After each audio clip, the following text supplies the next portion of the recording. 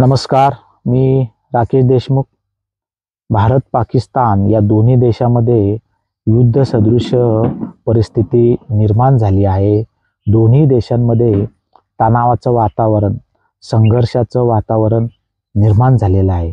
तर भारतीय जे लष्कर आहेत ते वारंवार पत्रकार परिषद घेऊन जो घटनाक्रम आहे, जी वस्तुस्थिती आहे ती आपल्याला सांगत आहेत.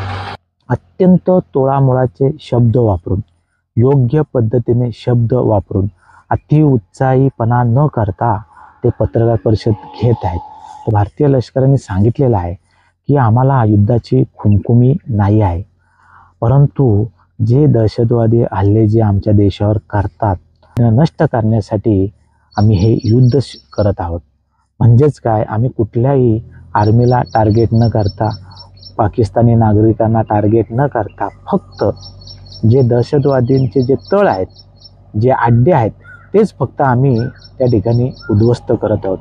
अत्यंत योग्य पद्धतीने ते कारवाई काय केली ते सांगत आहेत. परंतु ह्या सर्व घडामोडींचं, या सर्व घटनेचं भारतीय जी मीडिया आहे त्यांना कुठेही गांभीर्य दिसत नाही आहे. ते ज्या पद्धतीने आपल्या बातम्या लावत आहेत, ज्या बातम्या सांगत आहेत, विशेषतः हिंदी न्यूज चॅनलवाले जे सांगत आहेत अत्यंत हास्यास्पद आहेत. तुम्हाला काही त्यांनी ज्या बातम्या लावल्या, दिवसभर रात्रभर युद्ध जेव्हा सुरू होतं तेव्हा त्या बातम्या त्या सांगत होत्या. तर त्यांनी काय सांगितलं, पाकिस्तानची राजधानी इस्लामाबादवर कब्जा, पाकिस्तान में घुसी भारतीय सेना, केवळ एअरफोर्स नव्हे भारतीय लष्कर त्या ठिकाणी कब्जा केलेला आहे, भारतीय नौदलानं कराची बंदर ताब्यात घेतलं. अशा ह्या बातम्या ज्या अत्यंत चुकीच्या आहेत आणि त्या दिवसभर रात्रभर त्या न्यूज चॅनेलवाल्यांनी, मीडियानी आपल्या देशासमोर मांडल्या. आपल्या जागतिक पातळीवर त्यांनी हसू केलेलं आहे. वारंवार या लष्करांना ज्या बातम्या कशा चुकीच्या आहेत त्या खरं सांगण्यातच त्यांची ऊर्जा संपत आहे, त्यांची ऊर्जा वाया जात आहे. आर्मी ऑफिशियलनी स्पष्टीकरण द्यायला लागलं एका घटनेचं. News report with respect to suicide attack by terrorist at Pathankot और राजौरी आर कम्प्लिटली फॉल्स. अजून एक तुम्हाला व्हिडिओ दाखवतो, किती हास्यास्पद आहे. तो ऐकल्यानंतर तुमच्याही लक्षात येईल.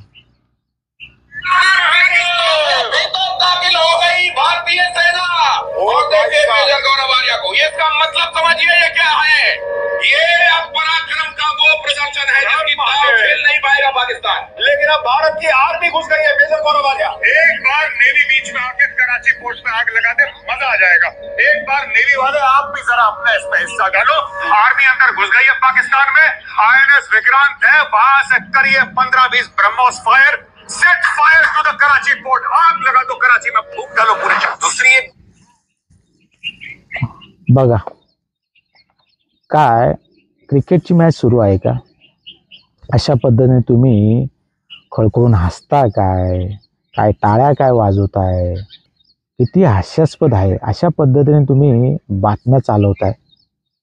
आज देशाच्या हिताच्या दृष्टिकोनातून जी काही सतर्कता बाळगायची, जे सुरक्षितता आपल्याला जी खबरदारी घ्यायची आहे, त्याचं कुठेही भान, कुठेही जाणीव या मीडियाला राहिलेलं नाही आहे. आज अशा पद्धतीने बातम्या चालवायच्या आणि मग भारतीय जे नागरिक आहेत त्यांच्यामध्ये संभ्रम निर्माण करायचा, त्यांच्यामध्ये अफवा पसरवायचा. अशा पद्धतीने तुम्ही ज्या बातम्या युद्धाच्या दाखवत आहात ते कितपत योग्य आहे? ह्या देशावर आपल्याला माहिती आहे, या देशातील युद्ध सुरू आहे, भारत पाकिस्तान, आणि तुम्ही क्रिकेटसारखी ती युद्धाची जी परिस्थिती आहे, जो आढावा आहे तो सांगत आहात. किती हास्यास्पद आहेत. ही सोशल मीडिया इतकी पसरलेली आहे, जगभर पसरलेली आहे. कुठलीही जी चुकीची बातमी आहे ती कुठेही लपून बसत नाही, ती आज ना उद्या ती बाहेर येते. जे काही आपण सांगतो ते लष्कराची संमती असेल किंवा जे काही त्यांनी काही नियम, अटी जे काही त्यांनी सांगितले त्याचं तंतोतंत पालन करून आपण प्रसारमाध्यमांसमोर अशा बातम्या लावाव्यात जेणेकरून भारतीय नागरिकांमध्ये संभ्रम निर्माण होणार नाही. अत्यंत जागतिक पातळीवर अत्यंत ह्या हास्यास्पद ही घटना आहे. भारतीय न्यूज चॅनलवाले, विशेषतः जे हिंदी न्यूज चॅनलवाले आहेत ना, त्यांनी तो कहर केलेला आहे, इतका उन्माद मांडलेला आहे. आज युद्ध सदृश परिस्थिती निर्माण झालेली आहे, तेव्हा आपण एक भारतीय नागरिक म्हणून आज आपण देशासोबत राहणं गरजेचं आहे. या सरकारसोबत राहणं गरजेचं आहे. भारतीय सैन्य आहेत त्यांच्यासोबत राहणं गरजेचं आहे. तसेच जे सीमालगत जे नागरिक राहतात त्यांच्यासोबत आपण एकजुटीने राहणं गरजेचं आहे आणि हेच महत्त्वाचं आहे. त्यांच्या सुरक्षितेसाठी आपण परमेश्वराकडं, ईश्वराकडे प्रार्थना केली पाहिजे आणि लवकरात लवकर हे जे युद्ध कसं संपेल यासाठी आपण प्रार्थना केली पाहिजे. धन्यवाद.